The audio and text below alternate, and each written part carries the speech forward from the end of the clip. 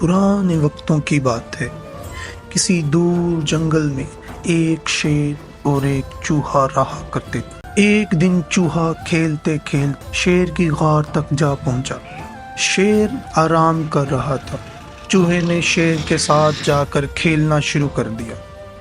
شیر نے پہلے تو اس کو کچھ نہ کہا، بعد میں جب بات حد سے بڑھ گئی تو شیر نے چوہے کو پکڑ لیا اور اس کو کھانے ہی والا تھا کہ چوہا بولا، ارے مجھ کو نہ کھاؤ شیر میاں، میں تمہارے کام آؤں گا۔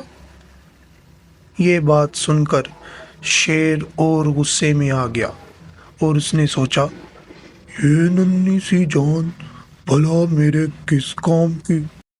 ارے جنگل کی بادشاہ، مجھے چھوڑ دیجئے، میں آپ کے کسی نہ کسی کام ضرور آؤں گا۔ اب جب شیر نے اپنے آپ کو بادشاہ سنا تو اب اس کے دل میں رحم آیا اور اس کو خوشی بھی ہوئی، تو اس نے چوہے کو چھوڑ دیا۔ وقت گزرتا گیا۔ کچھ دنوں کے بعد جنگل میں شکاری کا بسرا ہوا۔